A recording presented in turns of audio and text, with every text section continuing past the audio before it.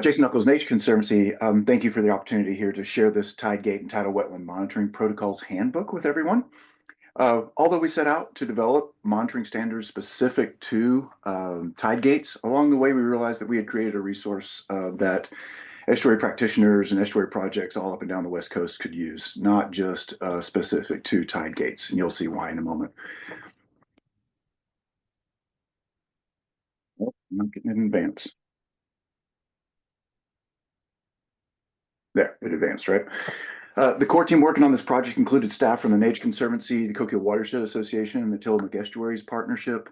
And then additional input was provided by the Columbia River Estuary Study Task Force, the Confederated Tribes of the Siletz Indians, as well as many practitioners and regulatory agencies that were impacted by the work. We developed this work in Oregon. We see it as a great resource for anyone working on the West Coast. And this was developed specifically with Tidegate practitioners in mind. It's meant to provide a simple and flexible framework for practitioners, whether they are new to Tidegate restoration or they're fully experienced. And I threw this slide in here because I just wanted to start by recognizing an impressive body of work that's happened over the last 10 years that's laid the groundwork for this. It wasn't that long ago that we didn't have accurate information on estuary loss. And then thanks to the work of Guillermo Giannico and John Souter, we know that poorly functioning tide gates have detrimental effects to things like water quality and plant communities and channel complexity and connectivity and fish passion. And it goes on and on and on. This report in the center here really prioritized standardizing monitoring as a big recommendation. And then recent inventory efforts over the last few years have shed light on the sheer numbers, the locations, and the state of tide gates. We're continuing to prioritize this fish passage projects, and the efforts to remove or replace failing tide gates is only ramping up. There are more tide gate projects happening today than ever before, and the need for this improving this failing infrastructure is huge.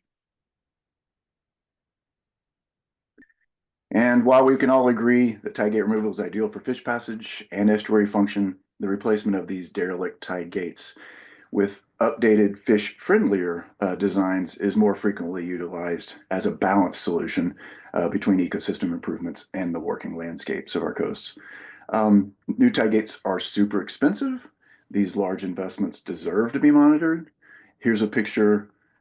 Oh, I'm going to go back one, sorry. Here's a picture of a gate on the left-hand side that was replaced with the gates on the right-hand side. This small 3 to 4 foot old flap gate replacement cost upwards of $700,000, and a full restoration project costs well over $1 million. So, but what's happening is our understanding of the effectiveness of these projects has not kept pace with the number of these new gates that are being installed. There's no standard monitoring protocols to guide project managers.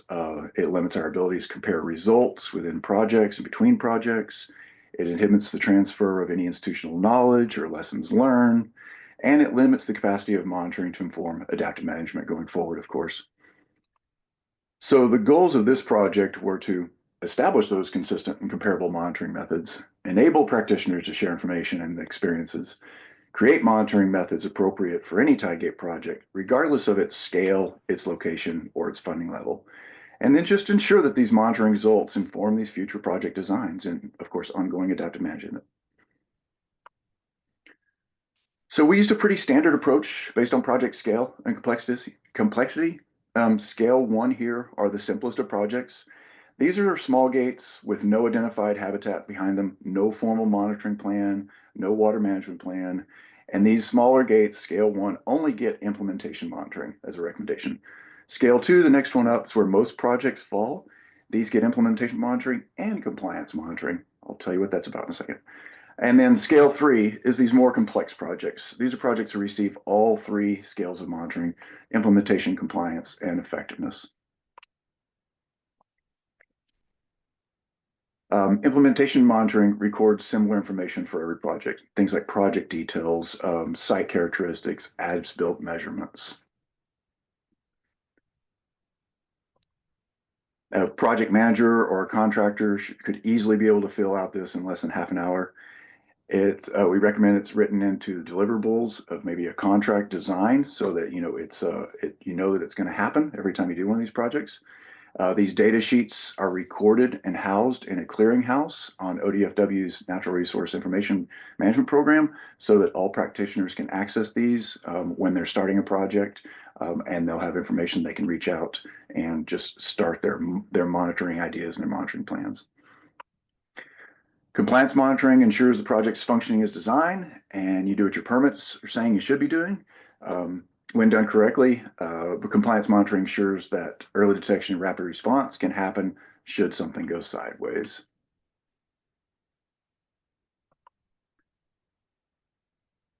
This is the compliance monitoring matrix directly from the handbook. Apologize for a graph. You don't need to read it all. Just wanted to show you what it looks like. You'll see that in Oregon, there are only 5 state and federal required monitoring parameters. Those are channel water level above and below tide gates, gate openness, water temperature, water velocity, and before and after photos. And for each one of these monitoring parameters, this table identifies the measurement protocols, the quantity, the frequency, the duration of monitoring for each parameter, the performance standard goals, and any relevant literature or additional resources that could be used or helpful. And as noted, to be more user-friendly, this is color-coded, and the coding aligns with the larger effectiveness monitoring matrix. We'll see that in a second. So effectiveness monitoring goes beyond just making sure the project is operational and designed and meeting permit requirements, but depending on the project's goals and questions that have been identified, some element of effectiveness monitoring could be for any scale of project, really. We anticipate that this being very helpful in developing monitoring adaptive management plans for these larger projects, like those associated with NOAA funding. And again, apologies for the ridiculously massive table, but this is the effectiveness monitoring matrix, and these are all the possible identifying monitoring parameters. As you'll see, each parameter is grouped by restoration goals along the left-hand column. You see there restore hydrological function, improve water quality, et cetera, et cetera. And then example monitoring questions are available to stimulate thinking when developing a monitoring plan. And then each monitoring question is paired with a measurement parameter, and each measurement parameter is then linked with a specific monitoring approach. There's also a quantity, frequency, and duration guide that provides 2 funding scales. We just call it less funding and more funding. Didn't put a number on that. This allows for project designers to take a plug-and-play approach to design a monitoring strategy based on their goals, their funding, the project requirements. And then we have a column here called Advanced Monitoring section, which is included that identifies additional parameters and monitoring approaches to consider for monitoring above and beyond these standard practices. And finally, each parameter has an associated protocol worksheet found in the protocols chapter, as I'll show you. This is an example of a protocol sheet. There are 26 of these 1 to 2 page protocols in total. And as I mentioned, each protocol is color-coded and indexed to match the table. And again, these are designed for practitioners, so we attempted to make them very user-friendly. Each protocol, we provide standardized methods, materials, but we also throw in there things like field tips and tricks and any additional references that might be used. So in summary, I just want to show this, what we set out to do: establish consistent and comparable monitoring methods, promote distribution of knowledge across geographies, standardize our monitoring practices, protocols. These products can be used at any tide gate project, regardless of scale, location, and funding. And these results, of course, are supposed to inform future project design and adaptive management. Just special thanks to everyone that provided valuable feedback. Really want to recognize that work by Guillermo Giannico that brought attention to the need for these protocols. And thanks again for the opportunity to share these.